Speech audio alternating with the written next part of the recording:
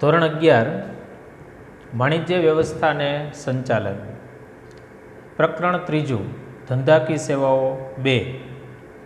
મિત્રો, આપણે એના અગાઉના પ્રકરણની અંદર જે વાણિજ્યની સેવાઓ હતી, ખાસ કરીને વખાર, વાહન વ્યવહાર, ટપાલની સેવાઓ, આ બધાનો આપણે અભ્યાસ કરી ચૂક્યા છીએ। મિત્રો, આવી જ એક ઉપયોગી સેવા છે કે જેને આપણે ધંધાકી સેવાઓ તરીકે ઓળખી શકીએ, એનું સ્વરૂપ છે એ બેન્કિંગ સ્વરૂપ છે, એટલે કે બેંકની જે સેવાઓ છે એ આજે આપણે ચેપ્ટરની અંદર અભ્યાસ કરવાનો છે। મિત્રો, સામાન્ય રીતના બેંક છે એ નાણાકીય વ્યવહારો સાથે સંકળાયેલી એક સેવા છે અને આ સેવા છે એ આપણા ધંધાકીય પ્રવૃત્તિઓ માટે ખૂબ ઉપયોગી છે, એનું ખૂબ મહત્ત્વ પણ છે। તો મિત્રો, આ બેન્કિંગની સેવાઓ છે એ દરમિયાન આપણે શું પ્રકારના કાર્ય આપે છે, અથવા તો બેંકની સેવાઓ છે એ આજે કેટલીક આધુનિકરણ તરફ જે જતી રહી છે એના વિશેનો અભ્યાસ આ ચેપ્ટરની અંદર આપણે કરશું।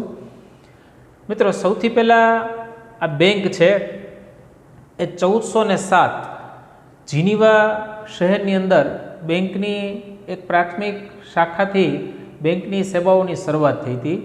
એટલે કે બેન્કિંગની સેવાઓ છે સૌથી પહેલાં 1407ને જીનીવામાં આપણે જોયું। હવે આ જે બેન્કિંગ શબ્દ છે એની ઉત્પત્તિ તો કે બેન્કો એટલે કે ઇટાલિયન શબ્દ છે ત્યાંથી આપણે મળેલો છે અને જે માસ્લો નામના વ્યક્તિઓ હતા એ લોકો બેંકની અંદર પોતે નાણાંનું ધિરાણ કરવાની પ્રવૃત્તિઓ સાથે જોડાયેલા હતા। આ સિવાય પ્રાચીન સમયની અંદર પણ નાણાંનું ધિરાણ કરવાની પ્રવૃત્તિઓ થતી હતી એવું પણ આપણી પાસે માહિતી ઉપલબ્ધ થયેલી છે। તો મિત્રો, બેન્કિંગનો જે વ્યવહાર છે એ ઘણો બધો જૂનો છે અને આજ સુધી એ વ્યવહાર ખૂબ સરસ અને સારી રીતના થતો રહેલો છે। મિત્રો, આના ઉપરથી આપણે એક ચોક્કસ કહી શકીએ કે વાણિજ્યક સેવાઓ જે કંઈ પણ છે એમાં સૌથી ઉપયોગી જો કોઈ સેવા હોય તો એ છે બેન્કિંગ સેવાઓ। મિત્રો, આપણે એવું કહેવામાં આવ્યું છે રિઝર્વ બેંક ઓફ ઇન્ડિયાની એક અર્થ મુજબ તો કે માગવામાં આવે એટલે તરત જ। મિત્રો, જ્યારે કોઈ પણ બેંકનો ગ્રાહક એટલે કે ખાતેદાર વ્યક્તિ બેંકની અંદર કોઈ પણ રકમ મૂકે છે ત્યારે એને બેંક ઉપર પૂરેપૂરો વિશ્વાસ હોય છે કે બેંક પાસે પોતે જ્યારે પણ માગણી કરશે ત્યારે બેંક તરત જ નિર્ધારિત મુદત, મિત્રો આપણે કોઈ ચોક્કસ સમય માટે નાણાં મૂકેલા હોય તો એ નિર્ધારિત સમયના અંતે પરત કરવાની શરતે ધિરાણ કરવાના હેતુથી બચતો એકત્રિત કરતી સંસ્થાને આપણે બેંક તરીકે ઓળખી શકીએ ખરા। અહીંયા બેંકના બે હેતુઓ છે, લોકો પાસેથી નાણાંનો સ્વીકાર કરવો અને એમની પાસેના જે નાણાંઓ છે એમને લોકોને પોતે ધિરાણના સ્વરૂપમાં આપે અને બદલામાં પોતે આવક મેળવી શકે ખરા। મિત્રો, બેંકના જે કાર્યો છે એના વિશે આપણે ચર્ચા કરીએ તો કે બેંકના કાર્યોની અંદર આપણે સૌથી પહેલું કાર્ય આવે છે થાપણોનો સ્વીકાર કરવો, બીજું આવે છે ધિરાણ કરવું, ત્રીજું આવે છે રોકાણ કરવું અને ચોથું આવે છે આંતર બેન્કિંગ વ્યવહારો કરવા। મિત્રો, પહેલાં જે મુખ્ય કાર્યો છે એમાં તો કે થાપણોનો સ્વીકાર કરવો। મિત્રો, બેંક ઉપર સામાન્ય રીતના બધા લોકોનો પૂરેપૂરો વિશ્વાસ હોય છે। જે તે સમયની અંદર લોકો પોતાની બચતો છે એને એક વિશ્વાસના સ્થાન તરીકે બેંકને પસંદ કરતા અને બેંક પણ લોકોનો વિશ્વાસ સંપાદન કરવામાં સફળ નીવડેલી છે। એટલે કે લોકો પાસે એવી ઘણી બધી રકમ હોય છે જે સામાન્ય રીતના વણ વપરાયેલી હોય છે। આવી વણ વપરાયેલી રકમ છે એને બેંક થાપણ સ્વરૂપે સ્વીકાર કરે છે। એના બદલામાં જે વ્યક્તિએ બેંકને થાપણ આપેલી છે એના બદલામાં બેંક એમને નક્કી કરેલું નિશ્ચિત વ્યાજ ચૂકવે છે। આવી વણ વપરાયેલી બચતના હેતુ માટે મૂકવામાં આવેલી રકમ છે એને થાપણ સ્વરૂપે બેંક છે એ સ્વીકાર કરે છે। આ માટે પોતે બચત ખાતું, ચાલુ ખાતું, રિકરિંગ ખાતું અને બાંધી મુદતનું ખાતું જે ખાતાના પ્રકારો છે, એટલે કે આ ખાતા દ્વારા અલગ અલગ ફોર્મેટની અંદર પોતે લોકોની બચતો છે એનો સ્વીકાર કરે છે। ખાતાના પ્રકારો વિશે આપણે આગળના મુદ્દાની અંદર અભ્યાસ કરવાનો આવશે। બીજું મુખ્ય કાર્ય એમનું છે તો કે ધિરાણ કરવું। મિત્રો, હમણાં આપણે જોયું કે જે થાપણો સ્વીકારવામાં આવે છે ને બદલામાં બેંક છે એના ખાતેદારોને વ્યાજ આપે છે। તો મિત્રો, બેંક આજે વ્યાજ ચૂકવે છે, આ વ્યાજ પોતે કેવી રીતના મેળવશે તો કે આપણી પાસે જે બીજું કાર્ય છે કે ધિરાણ કરવું। બેંક પાસે ઘણી બધી રકમ જ્યારે એકઠી થાય છે ત્યારે બેંક એમાંથી અમુક હિસ્સો છે એનું ધિરાણ કરે છે, એટલે કે લોકોને એ નાણાં છે એ ચોક્કસ શરતોને આધીન ઉપયોગ કરવા માટે આપે છે અને બદલામાં લોકો પાસેથી વ્યાજ વસૂલ કરે છે। હવે મિત્રો, ખાતેદારોને જે વ્યાજ આપે છે અને જે લોકો બેંકમાંથી નાણાં ઉપયોગના હેતુ માટે લઈ ગયા છે એની પાસેથી જે વ્યાજ લે છે, આ બે વચ્ચે તફાવત હોય છે. એટલે કે લોકો પાસેથી ઊંચા દરે વ્યાજ મેળવે છે અને રોકાણકારો હોય છે એને ઓછા દરે વ્યાજ આપે છે. એટલે કે આ બંને વચ્ચેની રકમનો જે તફાવત છે, વ્યાજનો તફાવત છે, એ બેંક માટે નફો અથવા તો બેંક માટે આવક થાય છે. મિત્રો, આ જે ધિરાણ છે, આ ધિરાણ સામાન્ય રીતના લોન અને ઓવરડ્રાફ્ટ અને કેશ ક્રેડિટ આ 3 ફોર્મેટની અંદર આપવામાં આવે છે. સામાન્ય રીતના જે લોન સ્વરૂપ હોય છે એમાં લાંબા ગાળા માટે જે તે વ્યક્તિ પાસેથી યોગ્ય જામીન, સિક્યુરિટી અને ખાતરી કરી અને લોન સ્વરૂપે એમને રકમનો ઉપયોગ કરવામાં આપે છે અને બદલામાં નક્કી હપ્તા અને વ્યાજ છે એ વસૂલ કરવામાં આવે છે. આ સિવાય ઓવરડ્રાફ્ટ અને કેશ ક્રેડિટ, મિત્રો ખાસ કરીને જે વેપારીઓ હોય છે એ પોતાની જે બેંક પાસે પડેલી જે જામીનગીરી હોય અથવા શાખ હોય એના બદલામાં પોતે ઓવરડ્રાફ્ટ અથવા તો કેશ ક્રેડિટની સુવિધાઓ મેળવતા હોય છે અને બદલામાં બેંકને નિશ્ચિત નક્કી કરેલું વ્યાજ છે એ ચૂકવતા હોય છે. આમ આ બંને લોન, ઓવરડ્રાફ્ટ અને કેશ ક્રેડિટ દ્વારા એ પોતાના બેંકના નાણાં છે એ જે તે વ્યક્તિનો ઉપયોગ કરવાના હેતુથી આપે છે અને બદલામાં એમની પાસેથી વ્યાજ વસૂલ કરે છે. ત્યાર પછી ત્રીજું કાર્ય છે તો કે રોકાણ કરવું. મિત્રો, જો બેંક પાસે આવકના સોર્સ મર્યાદિત હોય તો બેંક છે એ આર્થિક મુશ્કેલી અનુભવે છે. પણ રિઝર્વ બેંક ઓફ ઇન્ડિયાની એક ગાઈડલાઇન્સ એવી છે કે બેંક સલામત સ્થળ ઉપર અથવા તો સરકારની જે નક્કી કરેલા સ્થાનો છે, જગ્યા ઉપર રોકાણ કરી શકે છે કે જેથી કરીને જ્યારે કટોકટીનો સમય આવે અથવા બેંકની જ્યારે જરૂર પડે ત્યારે સરળતાથી એને રોકડમાં રૂપાંતર કરી શકાય, એટલે કે પોતાનું રોકાણ છે ફરી પાછું મેળવી શકાય. આવા હેતુથી બેંક સિક્યુરિટી સાથે રિઝર્વ બેંક ઓફ ઇન્ડિયાની ગાઈડલાઇન્સનું પાલન કરી અને અન્ય સ્થળે રોકાણ પણ કરે છે અને બદલામાં પોતે આવક પણ મેળવી શકે છે કે જે આવકનો હેતુ બેંકના નફા અથવા બેંકની વિકાસ અને બેંકની સુવિધાઓ માટે વાપરી શકાય છે. મિત્રો, મોટેભાગે આ બધું રોકાણ છે સરકારની જે જામીનગીરી હોય છે અથવા સદ્ધર એકમો હોય છે, સારા સદ્ધર આર્થિક એકમો હોય છે એની અંદર કરવામાં આવતું હોય છે, કારણ કે આ બેંકના નાણાં છે એમાં અન્ય વ્યક્તિઓના નાણાં છે એ રોકાયેલા હોય છે. ચોથું ખૂબ અગત્યનું કાર્ય છે એ છે આંતર બેન્કિંગ વ્યવહારો છે એ જાળવવા. શબ્દો ઉપરથી આપણે ખ્યાલ આવશે કે આંતર બેન્કિંગ વ્યવહારો એટલે શું, તો કે બે બેન્કો વચ્ચેના જે વ્યવહારો છે એને આપણે આંતર બેન્કિંગ વ્યવહારો તરીકે ઓળખી શકીએ ખરા. મિત્રો, ક્યારેક બેંકને પણ નાની એવી આર્થિક કટોકટીનો સમય આવતો હોય છે તો બેંક અન્ય બેંક પાસેથી ટૂંકા સમયગાળા માટે થોડું ઘણું નાણાકીય ધિરાણ છે મેળવતી હોય છે. આ માટે એક સેન્ટ્રલ એટલે કે મધ્ય સિસ્ટમ ઊભી કરવામાં આવેલી હોય છે. એક બેંક બીજી બેંક પાસે જે રકમો વધારાની પડેલી છે અથવા વણ વપરાયેલી પડેલી છે એવી રકમો મેળવી અને પોતાની કટોકટી છે એમાં પોતે ઉપયોગ કરે છે. આ ઉપયોગ બદલ એમણે જે તે વ્યાજ નક્કી થયેલું હોય છે આ વ્યાજ પણ ચૂકવવાનું હોય છે. એના માટે બે શબ્દ વપરાય છે, કોલ મની, કે જે સામાન્ય રીતના ટૂંકા ગાળા માટે એક બેંક બીજી બેંકને નાણાકીય વ્યવસ્થાઓ માટે નાણું છે એ ઉપલબ્ધ કરાવતી હોય છે અને એના માટે જે વ્યાજનો દર નક્કી થાય છે એને આપણે કોલ મની રેટ, એટલે કે આ જે વ્યવસ્થા ઊભી થઈ છે એના માટે જે વ્યાજ ચૂકવવામાં આવે છે એને આપણે કોલ મની રેટ તરીકે ઓળખી શકીએ ખરા. મિત્રો, આ હતા આપણે જોઈએ બેંકના મુખ્ય કાર્યો હતા, પણ આ સિવાય પણ બેંક ઘણા બધા ગૌણ કાર્યો કરે છે.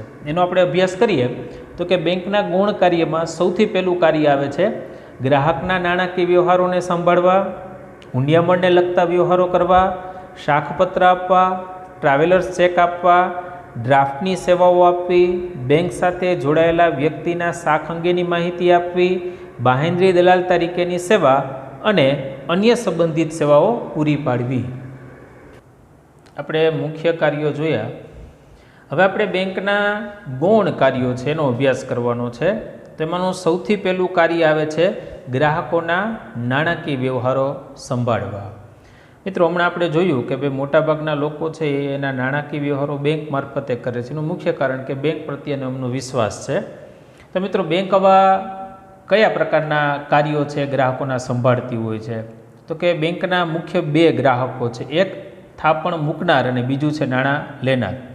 થાપણ મૂકનાર અને નાણાં લેનાર આ બેંકના બે મુખ્ય ગ્રાહકો છે. આ બે વતી ઘણા બધા કાર્ય છે બેંક છે એ સંપન્ન કરતી હોય છે. સામાન્ય રીતના કોઈ વ્યક્તિ અન્ય વ્યક્તિને જ્યારે ચેક લખે ત્યારે એમને નાણાં ચૂકવવાનું અથવા કોઈના લખેલો ચેક જે તે ખાતામાં જમા આવે ત્યારે નાણાં વસૂલ કરવાનું કામ એમના મુખ્ય કાર્ય છે. આ સિવાય પણ કોઈ પણ વ્યક્તિ છે એમના ઘણા બધા પ્રકારના બિલની ચૂકવણી પણ બેંક મારફતે થતી હોય છે.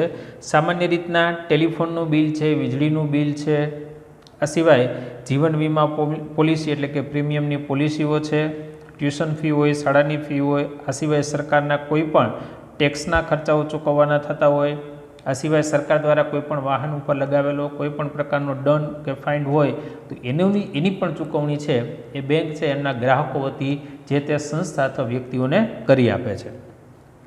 મિત્રો, હુંડિયામણને લગતા વ્યવહારો બીજું અગત્યનું કાર્ય છે. ખાસ કરીને આ કાર્ય છે એ આયાત અને નિકાસ સાથે જોડાયેલું છે. વર્તમાન સમયની અંદર આયાત અને નિકાસની અંદર જે હુંડિયામણ ટ્રાન્ઝેક્શન છે ફરજિયાત બેંક મારફતે થાય છે. તો આ સેવા પણ એક કાર્ય તરીકે એના ગ્રાહકોને આપવામાં આવે છે. ખાસ કરીને આયાત નિકાસના વ્યવહારો માટે જે ફોરેન કરન્સી એટલે કે વિદેશી હુંડિયામણની જરૂરિયાત ઊભી થતી હોય છે તો રિઝર્વ બેન્કે જે તે બેંક અથવા શાખાઓને મંજૂરી આપેલી છે એના મારફતે આ હુંડિયામણની સેવાઓ છે એ પણ આપવામાં આવે છે. સાથે સાથે વિદેશ વેપાર સાથે અગત્યના દસ્તાવેજ છે, ખૂબ અગત્યના દસ્તાવેજો છે એ બેંક મારફતે મોકલવા અથવા લઈ આવવાની વ્યવસ્થા પણ બેંકના કાર્ય સાથે જોડાયેલી છે. ત્રીજું આવે છે સાખપત્ર. પરીક્ષાની અંદર આ પ્રશ્ન 1 માર્કની અંદર લઈ અને 2 માર્ક માટે પણ પૂછાઈ શકે છે. તો સાખપત્ર માટે આપણે એવું કહેવામાં આવ્યું છે કે સાખપત્ર એ એક બેંકે બીજી બેંકને ઉપદેશીને લખેલો એક પ્રકારનો પત્ર છે. મિત્રો, અહીંયા એક બેંક અન્ય બેંકને એક ચોક્કસ પ્રકારનો પત્ર લખે છે. એટલે કે માર્કેટની અંદર જે કંઈ પણ વ્યવહારો થતા હોય છે એની અંદર એક વિશ્વાસ આપવાનું કાર્ય છે એક સાખપત્ર તરીકેનું હોય છે. જે તે વ્યક્તિ પાસેથી ચોક્કસ રકમ અથવા મોર્ગેજ અથવા એમની પાસેથી કોઈ જામીન લઈ અને જે તે વ્યક્તિને જે તારીખે ને જે સમયે જે રકમ ચૂકવવાની છે એની એક ચોક્કસ બાહેંધરી લખીને આપતો પત્ર છે જેને આપણે સાખપત્ર તરીકે ઓળખી શકીએ છીએ. મિત્રો, આના સંદર્ભમાં બેંક ચોક્કસ પ્રકારનું કમિશન છે એ વસૂલ કરતી હોય છે. એટલે કે બેંક માટે એક આવકનું સાધન તરીકે આપણે જોઈ શકીએ છીએ. ત્યારબાદ આવે છે ટ્રાવેલર્સ ચેક. મિત્રો, વર્તમાન સમયમાં તો આપણી પાસે આનું ઓપ્શન એક ઉપલબ્ધ થઈ ગયેલું છે જેને આપણે એટીએમ કાર્ડ તરીકે ઓળખીએ છીએ. પણ જે તે સમયની અંદર ઘણા બધા વેપારી વર્ગ છે અથવા લોકો જ્યારે પોતાના સ્થળથી બહાર ફરવા માટે જતા ત્યારે રોકડ સ્વરૂપનું જોખમ છે સાથે લઈને જવું હિતાવહ નહોતું. એવા સમયે એક ચોક્કસ શાખાની અંદર અમુક રકમ જમા કરાવી અને એના અમુક હિસ્સાઓ એટલે કે ભાગની અંદર ટ્રાવેલર્સ ચેક જે તે સંસ્થા કે બેંક લખી આપતી. ત્યારબાદ જે કોઈ અન્ય બેંક કે સંસ્થા અથવા અન્ય દેશ કે રાજ્યની અંદર જઈ અને તમે સહીનો નમૂનો ચેક કરી અને તમે એને રોકડમાં પરિવર્તિત કરી શકતા હતા, એટલે કે ચેકને વટાવી શકતા હતા. એટલે કે તમારી રોકડ છે એને તમે સલામત રીતના એક જગ્યાએથી બીજી જગ્યાએ લઈ જઈ શકતા હતા. આ ફાયદો છે એ આપણે ટ્રાવેલર્સ ચેકની સેવાઓ દ્વારા મળતો હતો. આના બદલામાં પણ બેંક છે એ ચોક્કસ પ્રકારનું કમિશન છે વસૂલ કરે છે. ત્યાર પછી આવે છે ડિમાન્ડ ડ્રાફ્ટની સેવાઓ. મિત્રો, ચેક જેવું જ પણ ચેક કરતાં પણ વધુ વિશ્વસનીય છે એને આપણે ડિમાન્ડ ડ્રાફ્ટની સેવાઓ તરીકે ઓળખી શકીએ છીએ. ડિમાન્ડ ડ્રાફ્ટ એટલે એક સ્પષ્ટતા આપને આપવામાં આવેલી છે જે આપણે ખાસ યાદ રાખીશું.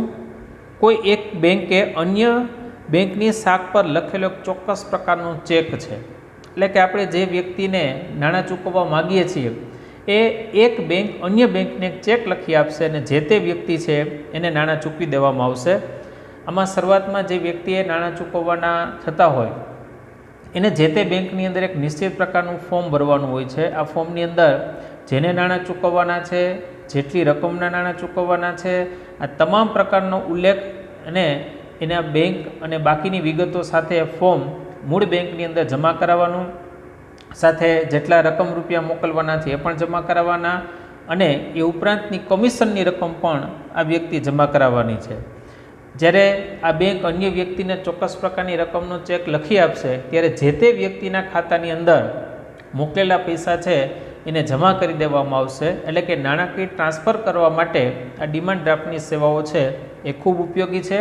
આના બદલામાં પણ બેંક છે એ ચોક્કસ પ્રકારનું કમિશન પ્રાપ્ત કરતી હોય છે. મિત્રો, બેંક સાથે જોડાયેલા ગ્રાહકની શાખ અંગેની માહિતી આપવી. મિત્રો, કોઈપણ ગ્રાહક છે એ બેંક સાથે કેટલા સમયથી જોડાયેલો છે અને બેંક સાથે નામના આર્થિક વ્યવહારો કેવા છે એ સંદર્ભમાં બેંક એક સર્ટિફિકેટ આપે છે, એક પ્રમાણપત્ર આપે છે કે જેથી જે તે વ્યક્તિના બેંક સાથેના આર્થિક એટલે કે નાણાકીય વ્યવહારોનું પ્રમાણપત્ર પ્રાપ્ત થઈ શકે. આના માટે એક શબ્દ વપરાય છે જેને આપણે સદ્ધરતાનું પ્રમાણપત્ર અથવા સોલવન્સી સર્ટિફિકેટ તરીકે ઓળખી શકીએ છીએ. એટલે કે પેઢી અથવા સંસ્થાને આ પ્રકારના સોલવન્સી સર્ટિફિકેટથી કોઈપણ નાણાકીય વ્યવહાર કરવો હોય તો એને સૌથી ઊંચું અને સૌથી વિશ્વાસપાત્ર જો કોઈ આધારભૂત પુરાવો હોય તો એ બેંક છે એ સામેવાળી પેઢી કે સંસ્થાને આપતી હોય છે. 7મો મુદ્દો આપણી પાસે આવે છે બાહેંધરી દલાલ તરીકેની સેવા. મિત્રો, ખાસ કરીને આ મુદ્દો છે એ બેંક સાથે જોડાયેલો છે અને બેંકના ભરણા સાથે જોડાયેલો મુદ્દો છે. હવે બેંકનું ભરણું આ શબ્દ આપણી પાસે પહેલી વાર આવે છે ધોરણ 11માની અંદર. મિત્રો, બેંક જ્યારે કંપની છે એ જ્યારે શરૂઆતના સમયમાં જાહેર જનતા પાસેથી ચોક્કસ રકમ મેળવતી હોય છે, આ પ્રક્રિયાને કંપનીની અંદર શેરના ભરણા તરીકે ઓળખવામાં આવે છે. પણ મિત્રો, આની અંદર એક વાત એવી છે કે લઘુત્તમ ભરણું એટલે કે અમુક ચોક્કસ રકમ બેંકે સમાજમાંથી ચોક્કસ રકમ એને બાહ્ય સ્ત્રોતમાંથી પ્રાપ્ત કરવાની હોય છે. જો એટલી રકમ પોતે પ્રાપ્ત ન કરી શકે તો પોતે ધંધાની શરૂઆત કરી શકતા નથી. તો આ સંદર્ભે બેંક આ નાણાં સંદર્ભમાં ચોક્કસ પ્રકારની ખાતરી આપે છે અથવા જેટલી રકમ ઓછી પ્રાપ્ત થયેલી છે એટલી જામીનગીરીઓ ખુદ બેંક ખરીદી લે છે અને બદલામાં એ ચોક્કસ પ્રકારનું એમાંથી કમિશન પણ મેળવતી હોય છે. તો બાહેંધરીની આ સેવાઓથી બેંકને પોતાના લઘુત્તમ ભરણા અંગેની જે કાંઈ પણ દ્વિધા કે મુશ્કેલી હોય છે એ દૂર કરવામાં ફાયદો થાય છે અને બેંક કંપની છે એ પોતાનો ધંધો છે એ સરળતાથી શરૂ કરી શકે છે. આ અન્ય સંબંધિત સેવાઓ પૂરી પાડવી. મિત્રો, આ બધી બેંકની સેવાઓ છે, આ સાથે ઘણી બધી સેવાઓ છે જેમ કે લોકરની સેવાઓ છે. આપણા રોકડ સ્વરૂપ હોય અથવા તો કોઈ અગત્યના દસ્તાવેજો હોય, ઘણા બધા પ્રકારના જ્વેલર્સ હોય, તો આ બધી વસ્તુઓ છે એ બેંકની અંદર આવેલું એક સેફ ડિપોઝિટ વોલ્ટ એટલે કે લોકરની જે સુવિધાઓ હોય છે એની અંદર આપને પ્રાપ્ત થાય છે, જેના બદલામાં બેંક એક ચોક્કસ પ્રકારનું ભાડું વસૂલ કરતી હોય છે. એટીએમ અને ડેબિટ એકાઉન્ટ, એટીએમ કાર્ડ દ્વારા ગમે ત્યાંથી આપણે નાણાં છે એને ટ્રાન્સફર કરી શકીએ અથવા રોકડ મેળવી શકીએ છીએ. ડેબિટ એકાઉન્ટ દ્વારા કોઈ પણ ગ્રાહક છે એ શેરની ખરીદી કે લેવેચની કામ કરી શકે માટેનું ખાતું ખોલાવવાની સુવિધાઓ આપે છે. ક્રેડિટ કાર્ડ અને ડેબિટ કાર્ડની સુવિધાઓ પણ છે એ બેંકના કાર્યની સાથે આપણે જોડી શકીએ છીએ. તો મિત્રો, આ જે આપણે મુદ્દો શીખાની અંદર ખાસ આપણે 3 મુદ્દાઓનો અભ્યાસ કરેલો છે. એક, બેંકની ઉત્પત્તિ અને એનો અર્થ શું છે એને આપણે પરિચય મેળવો. બેંકના મુખ્ય કાર્યો શું છે એ જોયા અને બેંકના ગૌણ કાર્યો છે શું એનો આપણે અભ્યાસ કર્યો છે. આવતા પીરિયડની અંદર આપણે બેંકના ખાતા અને આગળના મુદ્દાઓનો અભ્યાસ કરીશું.